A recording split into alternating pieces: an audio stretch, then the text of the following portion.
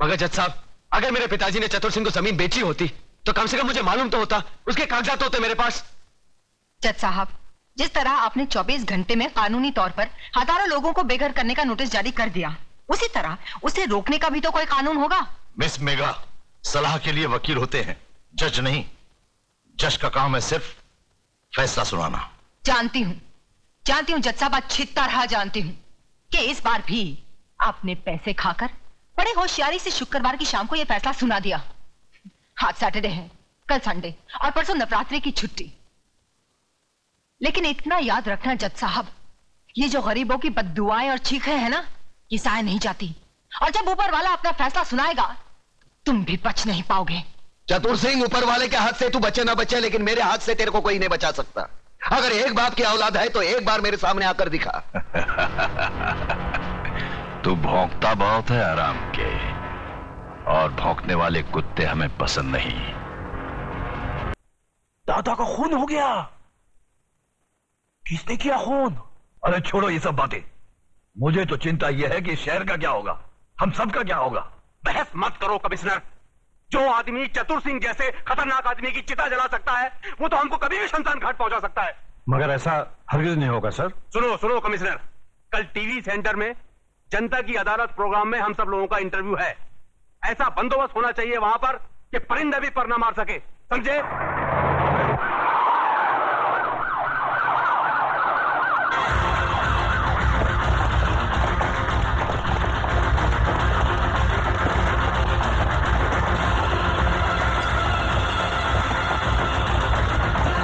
कादर, तो इधर है ना? Yes sir. पांडु, जरा पीछे रहे।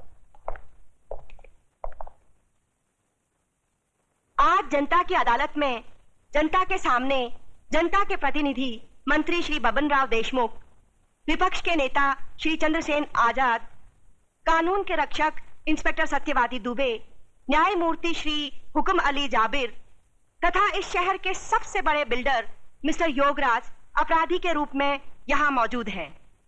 इन सब पर यह आरोप लगाया गया है कि शहर में जो हाल ही में दंगे फसाद हुए हैं, जो हत्याएं हुई थी, वह सब इनकी मिलीभगत थी। क्या ये सच है देशमुख जी? लोग आजकल राजनीति को, कानून को और पुलिस को गांधी जी के 3 बंदर कहते हैं। वो बंदर जिनके सामने सब कुछ होते हुए भी न कुछ सुनते हैं, न देखते हैं और न कुछ कहते हैं। देखिए साहब, हमारे यहां लोकशाही है और लोकशाही में हर किसी को कुछ भी पूछने का और कहने का पूरा अधिकार होता है। मैं आपकी इस बात से बिल्कुल सहमत नहीं हूं। अगर ऐसा होता तो दूसरे राज्यों की तुलना में हमारे राज्य में चारों ओर इतनी शांति कभी नहीं होती। अगर चारों ओर शांति होती तो पिछले दिनों हमारे शहर में जो दंगे हुए वो क्यों होते? साहब, ये सब विदेशी ताकतों का हाथ है, क्या करें। देखिए मंत्री जी, जब भी देश में कोई विपत्ति आती है तो हर मंत्री का आप ही जैसा जवाब होता है कि इसमें विदेशी ताकत का हाथ है। अब पिछले दिनों जो भूकंप हुआ था, कि इसमें भी विदेशी ताकत का हाथ था? Order order, please maintain the silence. पर लोग तो कहते हैं कि इस विपत्ति में आपके साथ विपक्ष के नेता चंद्रसेन जी का भी हाथ था और पांव भी था। जी, ये सब बकवास है, इसको हम नहीं मानता है। अरे हमारा पक्ष का सिद्धांत अलग है, इसका पक्ष का सिद्धांत अलग है। हम लोग अलग अलग दल में रह के एक काम कैसा कर सकता है? ये सब गुंडा लोग का काम है, बात करता है। चंद्रसेन जी बिल्कुल ठीक कह रहे हैं। ये तो पुलिस को बिना मतलब बदनाम किया जा रहा है। नहीं, ये तो आप कहते हैं, पर लोग तो कहते हैं कि जब दंगे भड़के तब दंगे वाली किसी भी जगह पर पुलिस सही वक्त पर नहीं पहुंची थी। अरे यही तो अपनी पुलिस की असली निशानी है। जब सब कुछ खत्म हो जाता है उसके बाद पुलिस आती है।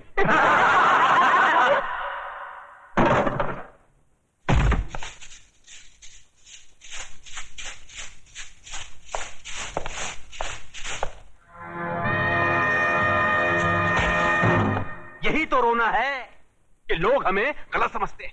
हमारी योजनाएं लोगों की समझ में नहीं आती।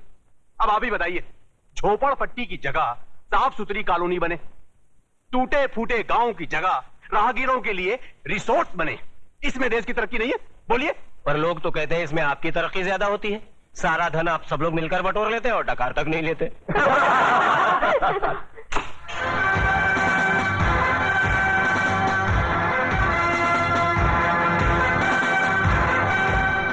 नेताजी और पुलिस वाले ने तो अपनी सफाई पेश कर दी। अब जज साहब, आप और योगराज जी अपनी सफाई में कुछ पेश करना चाहेंगे? ऐसे मामलों में लोग अगर कानून के रखवालों पर शक करने लगे तो फिर सफाई में कुछ कहना क्या? देखिए, हम ठहरे व्यापारी लोग, हम अपने धंधे में गुंडों का साथ नहीं लेते। गुंडों का साथ आजकल कौन नहीं लेता योगराज जी? अब तो माफिया वाले भी राजनीति में उतर आए हैं और आजकल नेता लोग भी अपने क्रिमिनल रिकॉर्ड की बुनियाद पर ही चुने जाते हैं। क्यों देशमुख जी, आप तो नेता बनने से पहले दमन से चांदी की स्मगलिंग क्या करते थे? देखिए ये मुझ पर झूठा बेकार का इल्जाम लगाया गया है। नहीं, आप स्मगलिंग करते थे या नहीं करते थे? बस। वैसे मैं भी इस बात को नहीं मानता, क्योंकि हर बड़े नेता को बदनाम करने के लिए लोग कुछ भी बोलते हैं। क्यों चंद्रसेन जी? एकदम सच बोलता है। आपके हर सवाल का मैं एक ही जवाब दूंगा कि अगर जनता की नजर में हम गुनहगार हैं तो फिर जनता खामोश क्यों है?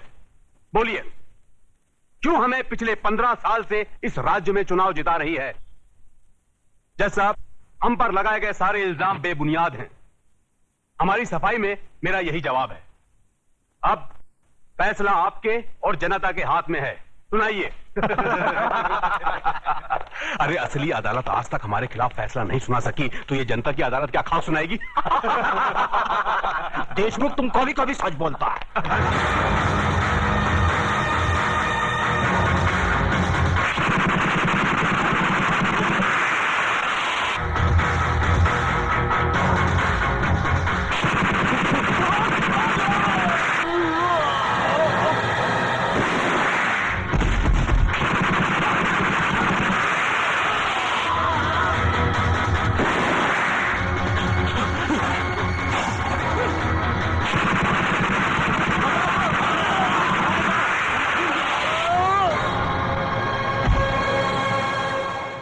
तुम्हें अपनी सफाई में कुछ कहना है? क्या कहना? जो करना था कर दिया, जो किया वो सोच समझ कर किया। अब कहना आपको है। फैसला सुना दीजिए, मुझे मंजूर है।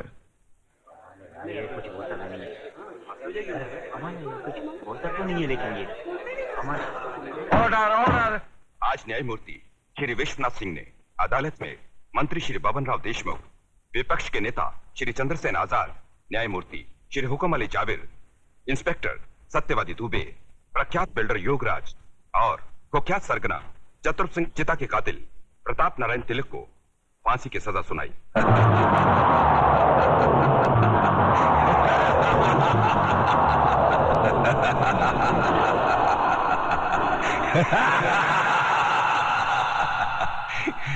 जिंदा आदमी के खून के इल्जाम में फांसी की सजा।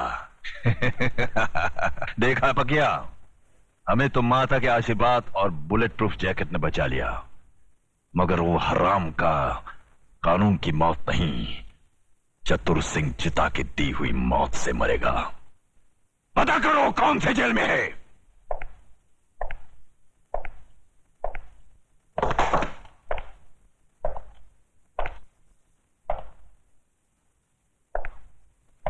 प्रताप, तुम्हारी फांसी का दिन मुकर्रर हो गया है। अगर कोई आखिरी ख्वाहिश है तो बता दो, वो भी पूरी कर दी जाएगी। यहां ऐसे घुटन सी होती है। मैं इन चार दीवारियों में मरना नहीं चाहता। मुझे वहीं फांसी दे दो, क्रांति मैदान में, सबके सामने, जहां से इस देश में क्रांति की शुरुआत हुई थी। यहां ऐसे मरो तो जरा ज्यादा मरो, इतना सा मरने से क्या फायदा। सर, प्रताप से कोई मिलने आया है। मिलने दो।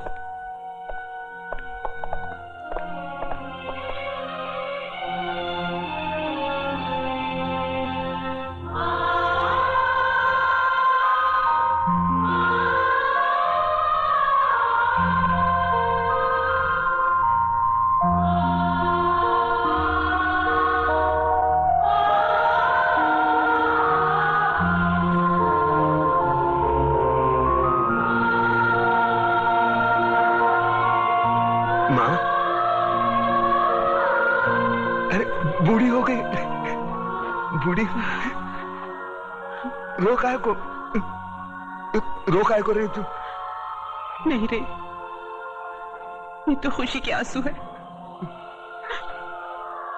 सोचा था जिंदगी भर तेरा मुंह नहीं देखूंगी, लेकिन तेरे बारे में अखबार में पढ़ा तो रहा नहीं गया मुझसे, और मैं चली आई अपने बेटे के पास। कैसा है रे तू? बेटा, आज तूने तिलक खानदान के नाम पर सचमुच यश का तिलक लगा दिया। मैं खुश हूँ, बहुत खुश हूँ।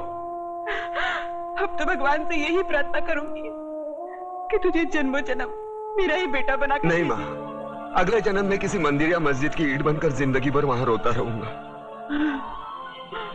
इस जिंदगी का रोना मेरा बाकी है।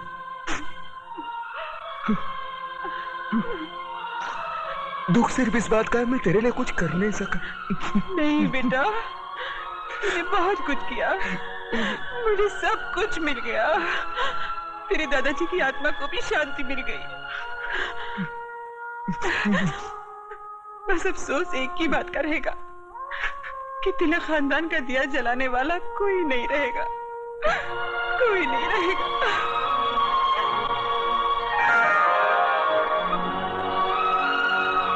ये देख, अपनी बहू के लिए रखे थे,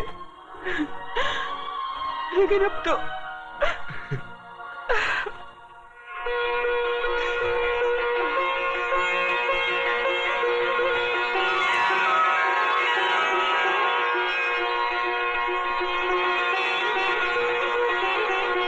माँ, ये कलम वाली बाई मेघा लिखती है, एक दिन के लिए हमारे खानदान की बहू बनेगी। सोच ले।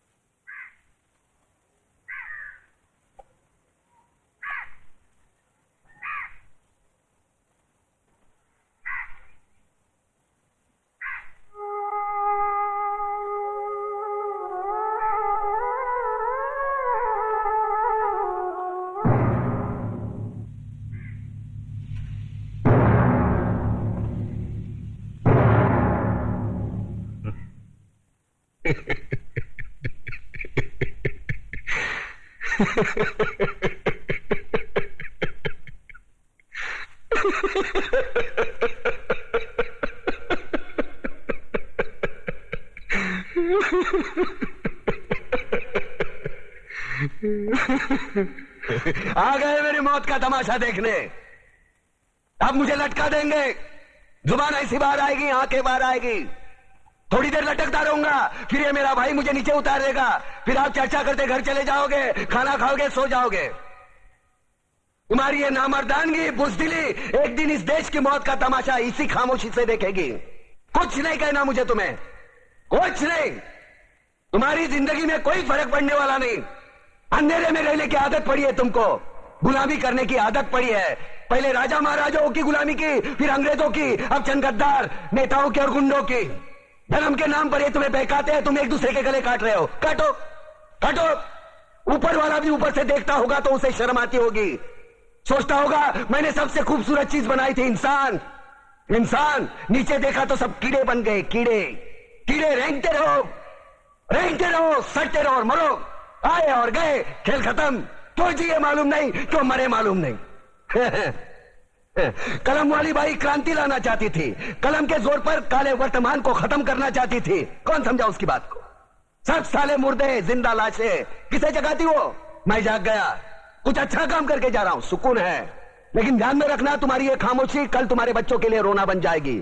ये कानून वाले, वर्दी वाले नेता, इन्होंने अपना ईमान बेच दिया। एक दूसरे को जलाते वक्त तुम्हारा ईमान कहां गया था? भाड़ में।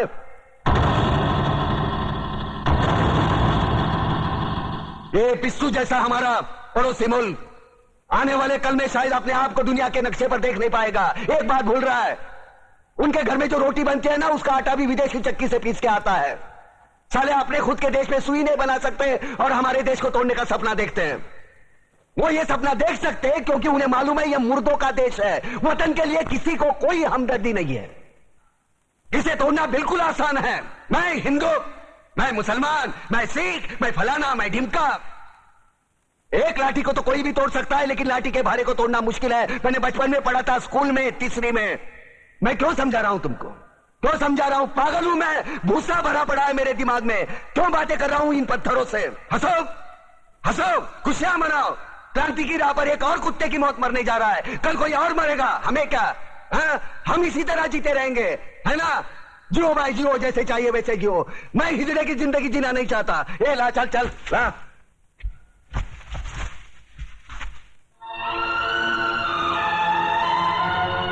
खड़ो, ये फांसी नहीं हो सकती। उन देशद्रोहियों के खिलाफ जो सरकार को सबूत मिले हैं, उससे साबित होता है कि प्रताप ने उनको मारकर देश का उद्धार किया है। इसलिए भारत के राष्ट्रपति ने उसकी सजा माफ कर दी। ये रहे उसके कागजात।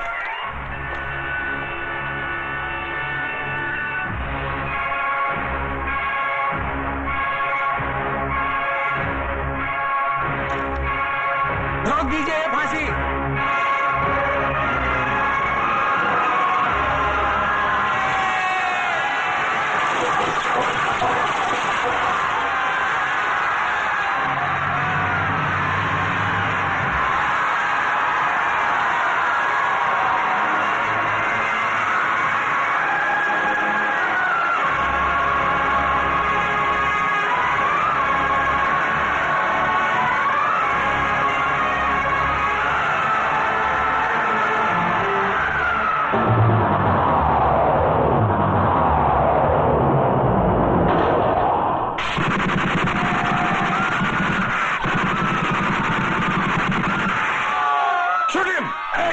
कमिश्नर, लाशों के ढेर बिछा दूंगा अगर हमारे बीच में आया तो।